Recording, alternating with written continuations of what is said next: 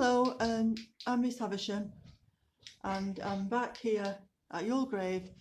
I did want to return as it was a very dark day, and but this time I have got the torch. This in the doorway that I couldn't see was the Lord's Prayer. As you can see, it's all written on a big stone tablet in the doorway. So now I'm going inside.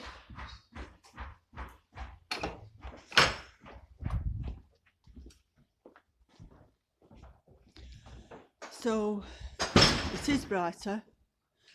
So now I hope that we can focus on some of the things that we couldn't make out clearly last time, which means one of them is this tablet here.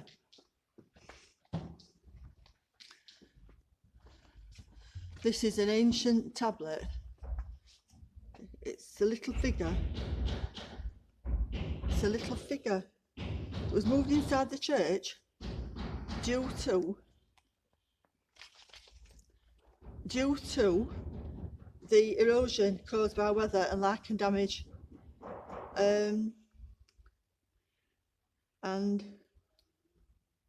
the authorities suggested it was older than a chest coffin or some Persian work that they've also found. So it is very old, but we don't know what it means, what it's supposed to be. Very strange. So now I just read a bit of the blurb there, but I can't read it all because it's not possible from a time point of view. Now in this room there's some sun, and it was pitch black last week, and this is what I would suggest. This is representing an ankh, the Egyptian ankh. That's what I think it represents.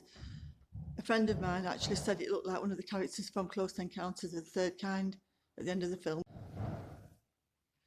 This was the room at the back, and I'm going back down. Mind the steps here. So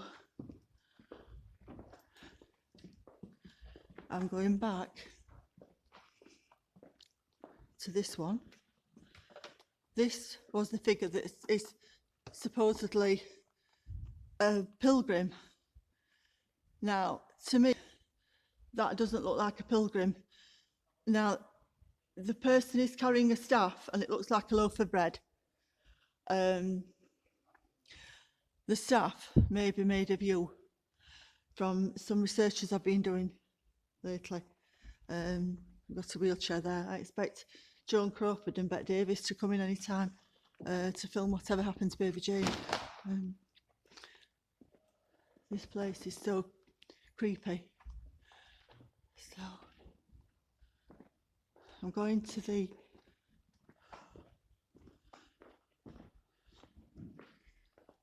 things here that we couldn't see. This one. Don't trip up. Now this one is the old figure in the middle. Look at this. This is the Memoriam to someone who lived in this area, but I don't see what these shields or what the figures have to do with that. These individuals are paying tribute to this figure in the middle with the shield and the 3 crescent moons, which are waning moons, which do symbolise the triple goddess or the triumvirate, which could also be interpreted as the Trinity. And this is the triune deity. Look at this face. Look at this face. Oh, wow. And it's carrying a baby. So But this shield with the waning moons, 3 symbols, I feel it emanates from Mediterranean or North African countries. Mediterranean or North African countries, because these crescent moon symbols, that's usually the area where that comes from. So I'm just getting a good look at this because I didn't last time, and the writing, I've no idea what that writing is. It looks as if it's all over the place. On the corners, I can't focus in very well. But I thought this was really interesting to wonder who this figure is.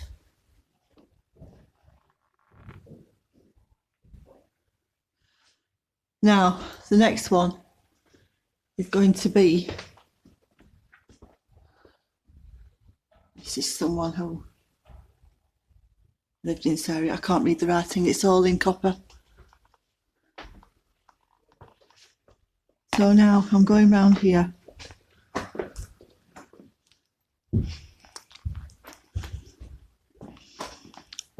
To this one.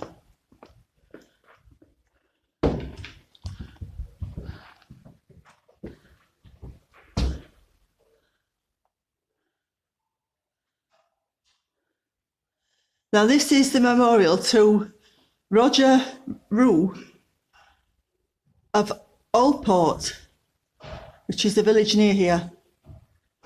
And he died on 30th of April.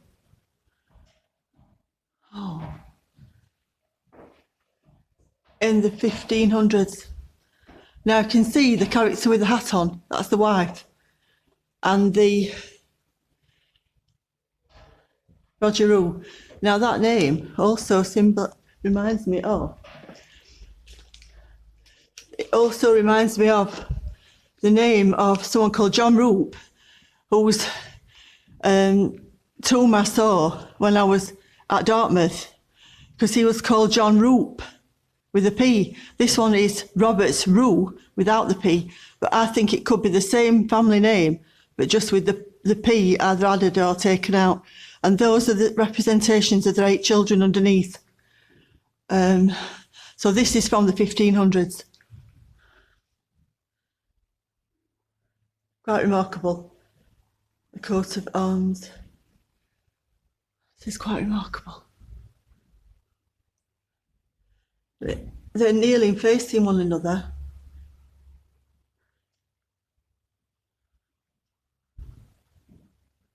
And he's got the coat of arms on his front as well.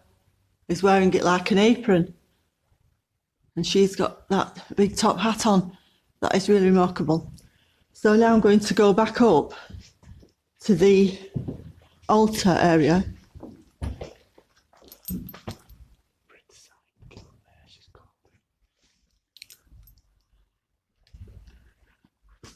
Oh. Right. Oh. This is an old Bible. It's called a Vinegar Bible. The Vinegar Bible that's been discovered in the Lady Chapel. Well, I've heard of a Vinegar Bible before.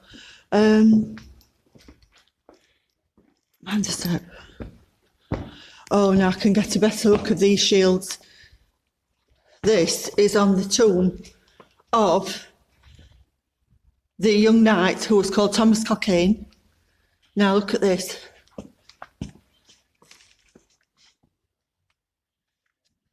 Shut up. Look at this.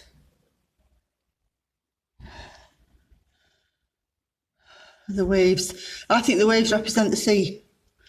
And I think one of the top ones also looks like a playing card, which I'm not sure what that character is. I'm trying to work out what these symbols mean. It has got a crown on the top.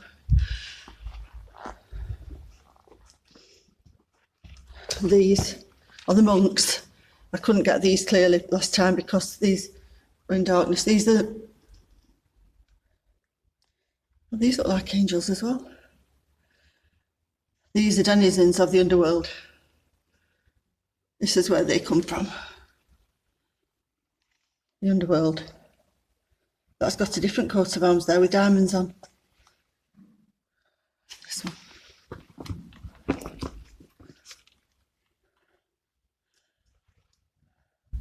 My road is holding the torch, so we're getting shadows. Look at this. And that's a different coat of arms again. I think that's the playing card at the top. And dragons. Most interesting. These are supposed to be angels. They're not anything holy. They're evil demons that come from the underworld.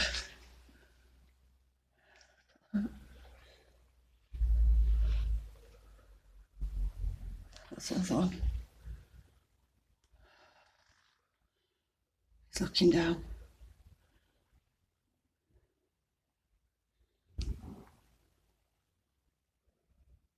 Again, we've got the waning crescent moons.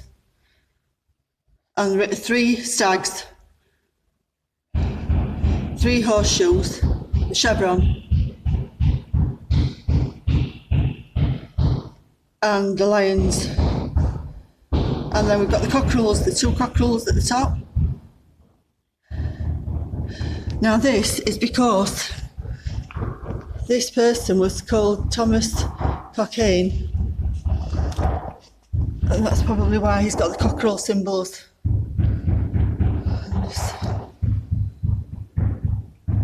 I got to look at these last time better on this side, but that's much better, much closer to see those faces. If you can look at that on the left of the head, there is another face coming out of the side of the head, wearing a bishop's mitre. I think these creatures live underground. They've got wings. There's a book called The Coming Race that was written by Lord Edward Bulwer-Lytton in the 1800s, and he wrote about this coming race of grey figures with wings, and they live underground. So we get another look at Thomas Cockayne. He purportedly died in a brawl in 1488, but I find that hard to believe. But he's got all the regalia. He's got a dagger, spurs, and he's got his feet on a lion. Again. So I'm fascinated by the suit of armour that is tightly fitting with the shoulder piece and on the elbows and everything, and the gauntlets with the page war hairstyle, and what he's lying on. Oh, he's lying on a helmet. I think he's got his helmet at the back there. That's the helmet. And it's a really good look with the torch. He has got a moustache. So I think he's just a young man, but I don't know how old he was. He didn't say how old he was when he died in the brawl. But for a person like this to die in a brawl seems amazing, really. And he is lying on the cockerel. The cockerel as a pillow. His name was Thomas Cockayne.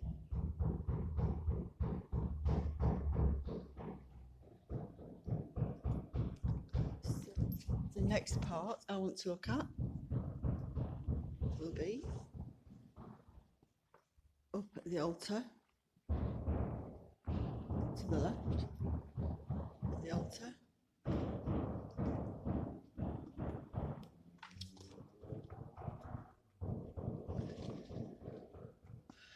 This figure is quite a large figure, and he has got a very large head.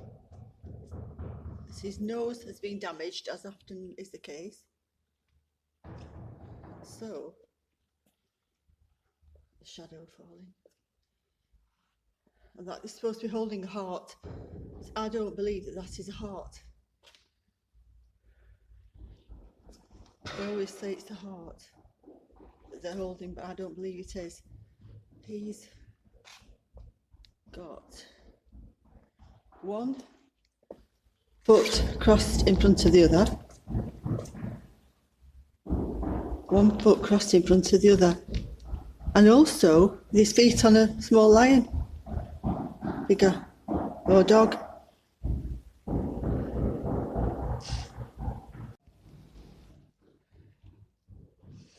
And this is again the coat of arms. It's the 3 crescent moons.